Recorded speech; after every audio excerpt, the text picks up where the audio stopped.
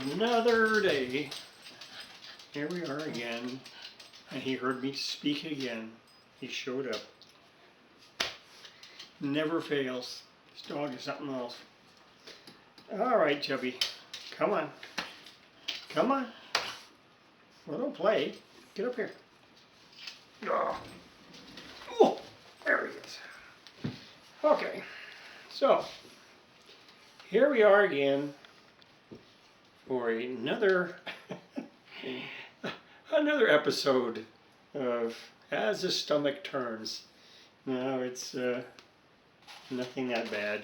So anyway, I thought of what should I do with this signal generator tracer, and the main thing is the electrolytic capacitors in it. And since we need to learn something about capacitors and how and why we test these guys, gonna have to first understand what an electrolytic capacitor is. Now, the reason it says electrolyte or electrolytic is because it has an electrolyte inside of it, and it's a non-solid. And over time, due to evaporation, this is what happens. Over time, the capacitance usually decreases and the ESR normally increases. In other words, its resistance increases. So, the life of an electrolytic that goes defective can actually be defective within 2 years.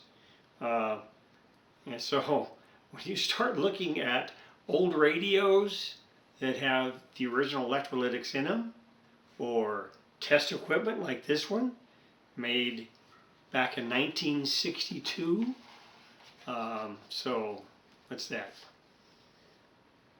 Well, let's say 1960 to 2000, 40 years. So you're looking 60 years. So I got a strange feeling they're going to be dried out. But you got to remember also that electrolytic capacitors are polarized. You have a positive side and a negative side. They were built that way. And there's a couple of different methods you can use for testing these things out. The first one, you can test it with an analog multimeter.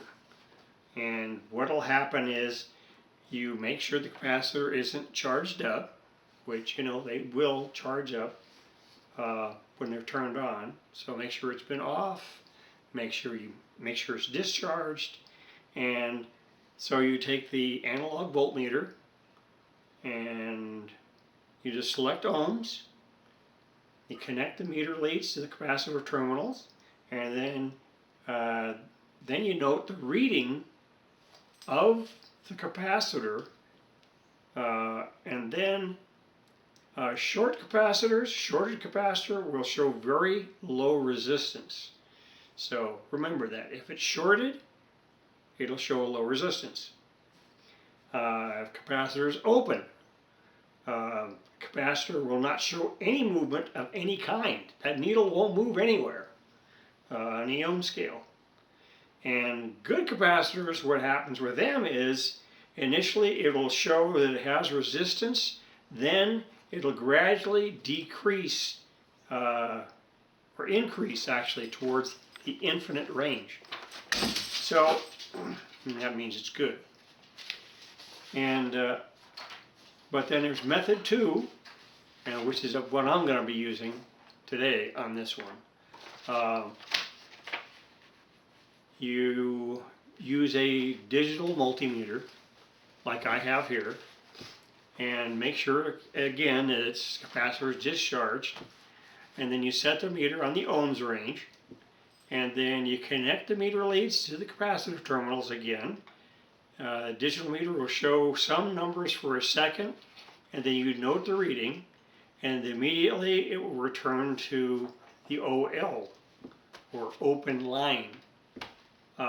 Every attempt of step 2 will show the same result as was in step 4 and 5, which is digital multimeter show some numbers for a second and then, disappear.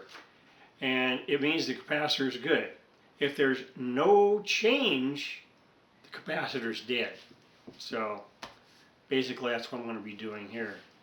But checking a capacitor by a multimeter, in the capacitance mode, you're either going to see, like I said, it's either going to have some capacity to it.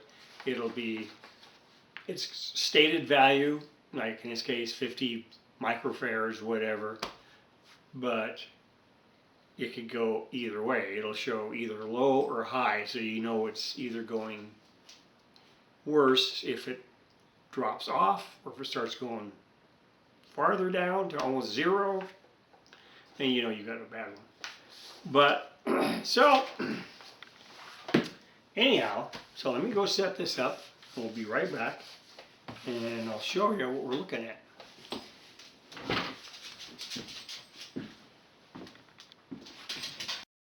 Okay, here we are back again, and I got it set up with the meter now, and here we go here. Oop, don't fall off there on me.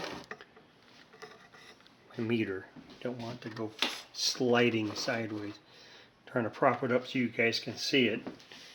Anyway, so we're going to test the meter, we're going to test the meter too. We're going to test the capacitor. And first, we'll see, I've got my negative side is grounded there, so we'll test the positive side. And what's it doing? Okay, so it has resistance on that side. Try again. Okay, so that one got some resistance. Next one,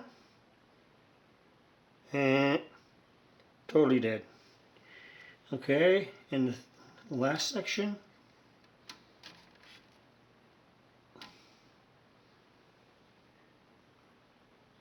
and that's dropping, well, let's see, that's going up. Wow, 156. Okay, now let's try the other one. Okay, this one's got, come on, let's see.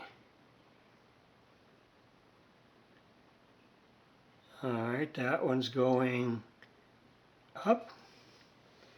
Then we have, let's see, I'm making sure that's not my ground. Oh.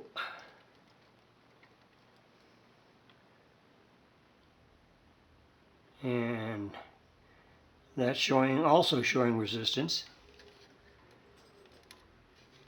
Let's see, here's the other part of that.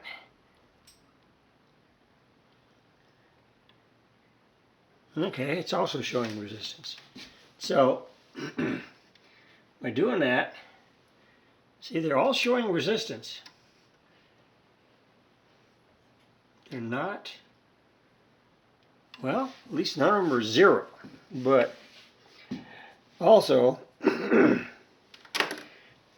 looking at that means they're just, those are pretty much resistors. They aren't, they're no longer capacitors anymore.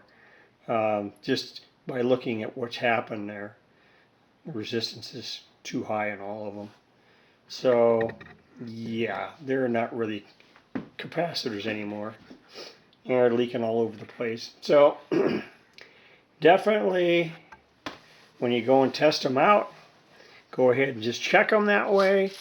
And then, these are in circuit right now, but I'm testing it right directly on the in the circuit while it's there. But if you want to check the capacity, you take them out of the circuit, and then then you'll go ahead, and then you can test them with your capacitor checker. But in this case, okay, they're showing too much resistance, and obviously they are going to get replaced. So I am going to do that with these. I just have to get the right ones. These are like let's see, 50 microfarads. There's two of them, they're 50, and then I think the last one is like 30. And then the other second one, same thing. So anyway, that's what I got for you today. I just wanted to show you what happens with them as they dry out. And that's going to be it for now. Talk to you guys later.